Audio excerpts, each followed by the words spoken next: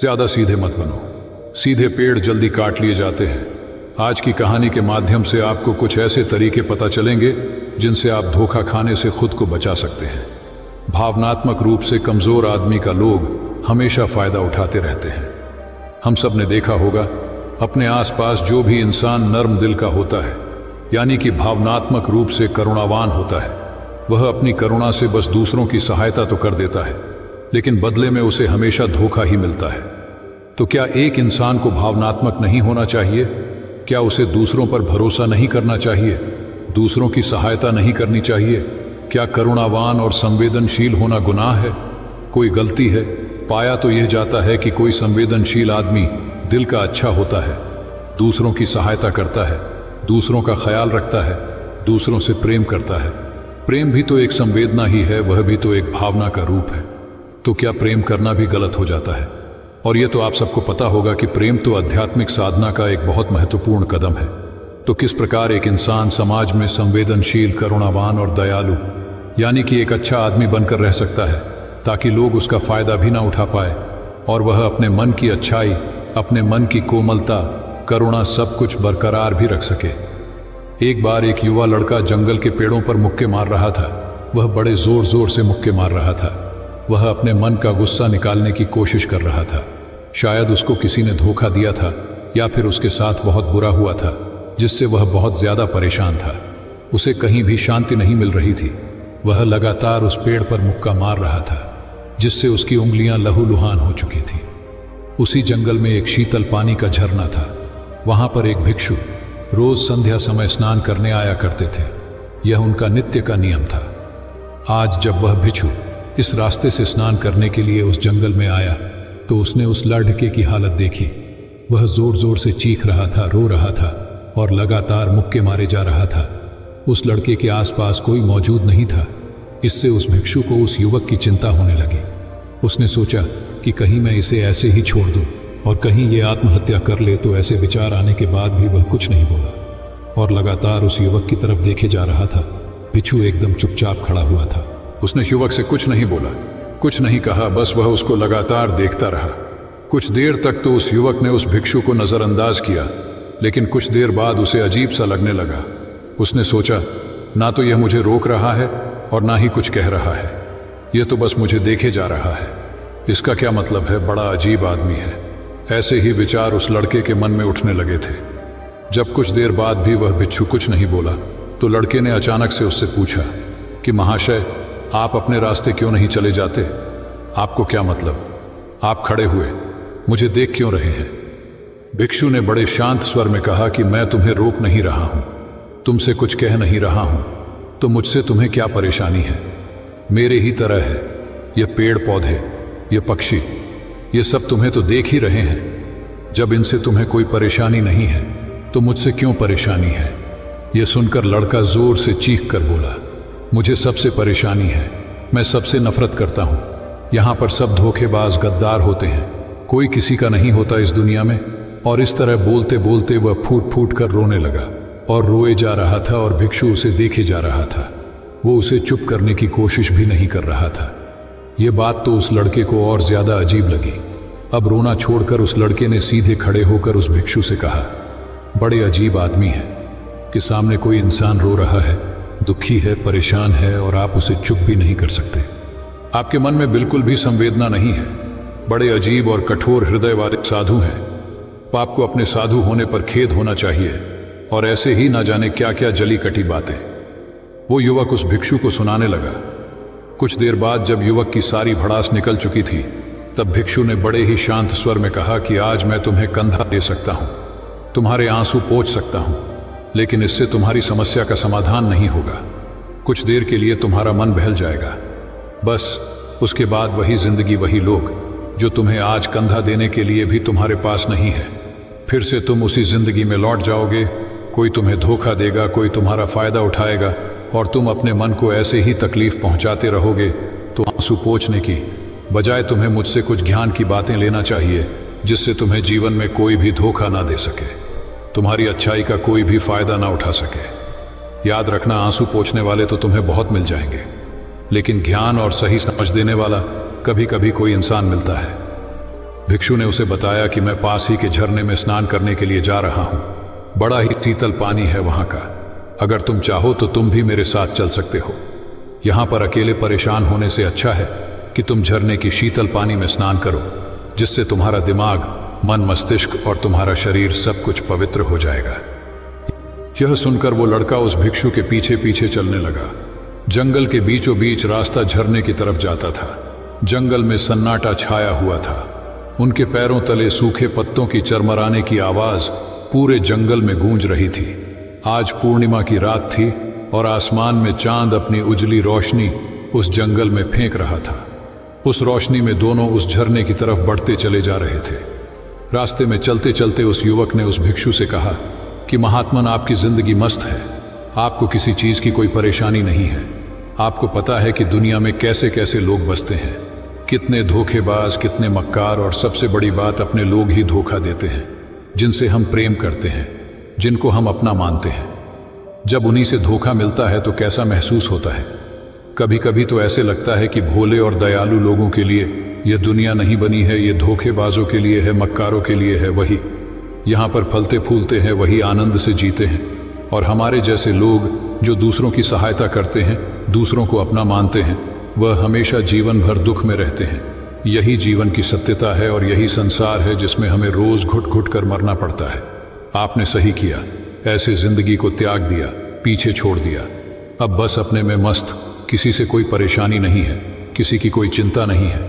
मैं भी सोचता हूं कि मैं भी संन्यास ले लूं, छोड़ दो इस दुनिया को। यह सुनकर उस भिक्षु ने कहा कि तुम्हें क्या लगता है, सन्यासी जीवन बहुत आसान होता है। भिक्षु ने बड़े शांत स्वर में कहा कि तुम्हें तो 2 वक्त की रोटी तो शांति से मिल जाती है, हमें तो कभी कभी वह भी नसीब नहीं होती। अगर भिक्षा मिल जाती है तो हम खा लेते हैं, वरना हमें तो भूखा ही सोना पड़ता है। यही सन्यासी जीवन है। हमें हमेशा नीचे सोना पड़ता है, सिर्फ एक लंगोट में रहना पड़ता है, चाहे कैसा भी मौसम क्यों ना हो। तो ये सब तुम्हें आसान लगता है, तो तुम भी सन्यासी बन जाओ। युवक ने कहा कि आप कहते तो ठीक ही है, संघर्ष तो दोनों तरफ है, सांसारिक जीवन में भी और सन्यासी जीवन में भी। वैसे सांसारिक जीवन भी अच्छा है, लेकिन तब तक जब तक घर परिवार में सुख शांति बनी रहे, धोखा ना मिले, हमारे लोग हमारा फायदा ना उठाए, हमसे झूठ ना बोले, हमें धोखा ना दे, तब तो जीवन जीने का आनंद होता है, वरना तो जीवन नर्क हो जाता है। भिक्षु ने कहा, देखो, सन्यास अपने मन से लिया जाता है। जब हमारा मन कहता है कि हमें सन्यास के मार्ग पर सफलता हासिल करनी है, आगे बढ़ना है, तो ही सन्यासी जीवन सफल हो पाता है। लेकिन तुम अपने घर से परेशान होकर, दूसरे लोगों से परेशान होकर सन्यासी बनना चाहते हो, तो तुम्हारा सन्यासी जीवन भी कभी सफल नहीं होगा। इससे अच्छा तो तुम सांसारिक जीवन में अगर कुछ तरीके, कुछ नियम अपनाओ, तो दूसरे लोग तुम्हें धोखा नहीं दे पाएंगे। सबसे पहले तो यह समझो कि धोखा उन्हें ही मिलता है जो भावनात्मक रूप से कमजोर होते हैं, जिनका दिल जल्दी पिघल जाता है, जो दूसरों को दुख में नहीं देख पाते। ऐसे लोगों के साथ धोखे होने की संभावना ज्यादा होती है, क्योंकि कोई भी आदमी अपनी परेशानी बताकर, अपने को दुख में बताकर तुम्हारा फायदा उठा सकता है। क्या पता वह झूठ बोल रहा हो, वह दुखी होने का अभिनय कर रहा हो, लेकिन आपको तो सच ही लगेगा, और उसके बाद कुछ समय बाद आपको पता चलता है कि आपके साथ धोखा हो गया। उसके बाद आपका मन अंदर से टूट जाता है। इसीलिए सबसे पहली बात ध्यान रखना कि किसी भी व्यक्ति को यह एहसास मत होने दो कि तुम भावनात्मक रूप से कमजोर हो, अंदर से तुम्हारा दिल नर्म है। अगर उन्हें आपकी यह कमजोरी पता चल गई तो वह कोई ना कोई जाल रचकर आपका फायदा उठाने की जरूर कोशिश करेंगे। चाहे आप अंदर से संवेदनशील हो, दूसरों की मदद करने वाले हो, लेकिन किसी को एहसास मत होने दो। ऊपर से कठोर बने रहो। जब लोगों को लगेगा कि इससे कुछ बोलने का फायदा ही नहीं है, ये आदमी कठोर है, नहीं पिघलेगा, तो खुद ब खुद वो लोग जो झूठे हैं, जो मक्कार हैं, वो आपके पास आएंगे ही नहीं। वो उन्हें चुनेंगे जो उनके आसान शिकार होंगे। दूसरी बात समझने की ये होती है कि हम बहुत जल्दी दूसरों पर विश्वास कर लेते हैं, और हमारी जल्दी विश्वास करने की आदत ही हमें हानि पहुंचाती है। 2 दिन तुम्हें किसी से मिले हुए नहीं होते हैं और तुम एक दूसरे के हो जाते हो, एक दूसरे पर पूरा भरोसा करने लग जाते हो, और यह भरोसा तीसरे दिन टूट जाता है और फिर तुम्हें धोखा मिलता है और फिर तुम परेशान होते हो। इसीलिए समय दो, किसी भी चीज को, किसी भी रिश्ते को आगे बढ़ाने के लिए समय की जरूरत होती है। समय के साथ तुम्हें सामने वाले इंसान की अच्छाई और बुराई पता चलती है। तब तुम्हें पूर्ण रूप से पता चलता है कि इंसान वास्तव में कैसा है, अच्छा है या बुरा है, और वह कुछ समय देने के बाद ही होता है। इसीलिए जल्दी किसी पर विश्वास मत करो। अगली पहचान या अगला तरीका समझने के लिए तुम्हें ऐसे लोगों को समझना होगा जो दूसरों की चापलूसी करते रहते हैं। कुछ लोगों की आदत होती है चापलूसी करने की। आपके सामने आपकी बड़ाई करेंगे, आपके बारे में अच्छा अच्छा बोलेंगे, और आपको लगेगा कि यह इंसान कितने अच्छे हैं, मेरे से कितना प्यार करते हैं। लेकिन वास्तव में उनकी वह चापलूसी एक जाल होती है, ताकि वह आपका दिल जीत सके। और उनको चापलूसी करने का मौका तभी मिलता है जब आप दिखावा करते हैं। अगर आप उनकी चापलूसी से प्रभावित ही नहीं होंगे तो कुछ समय बाद वो चापलूसी करना बंद कर देंगे। इसीलिए किसी के सामने दिखावा मत करो, वरना आप तो आकर्षण के केंद्र बन जाते हो। लोगों को लगता है कि शायद इसके पास बहुत ज्यादा धन संपदा है, इसीलिए इतना दिखावा कर रहा है, और इसी वजह से जो लोग आपका फायदा उठाना चाहेंगे वो आपके करीब आने की कोशिश करेंगे, आपकी चापलूसी करने की कोशिश करेंगे। अगला नियम बताते हुए भिक्षु ने झरने की तरफ इशारा किया। वो झरने के पास पहुंच चुके थे। युवक को भी एहसास हो चुका था, क्योंकि वहां पर ठंडी ठंडी हवा चल रही थी। ढलान की तरफ जाते हुए भिक्षु ने कहा कि सांसारिक जीवन में एक बात समझने की यह होती है कि हम जिसकी सहायता कर रहे हैं, चाहे किसी भी रूप में, धन से, शारीरिक रूप से, या जिस भी अवस्था में हम किसी की सहायता कर रहे हैं, तो हमें यह ख्याल रखना चाहिए कि सामने वाला वापस कभी भविष्य में हमारी सहायता करने योग्य है कि नहीं है। अगर किसी को पैसा उधार दे रहे हो तो यह समझो कि उसके पास आय का कोई साधन है कि नहीं है। कल भविष्य में वह तुम्हें वापस कर पाएगा कि नहीं कर पाएगा। अगर वह नहीं करेगा तो तुम्हें तकलीफ होगी, तुम्हें दुख होगा। ऐसे तो इंसान करुणा बस भिखारियों को भी भीख देता है, लेकिन वह गलत नहीं है, क्योंकि जो भी पैसा अपने सामने वाले को दिया है उससे आपके ऊपर कोई ज्यादा प्रभाव नहीं पड़ेगा। अगर वह आपको वापस भी नहीं लौटाएगा तो अगर किसी ऐसे इंसान को पैसा देना है जो कभी वापस नहीं लौटा पाएगा, तो उतना ही देना जिससे तुम्हारे ऊपर ज्यादा दबाव न बने।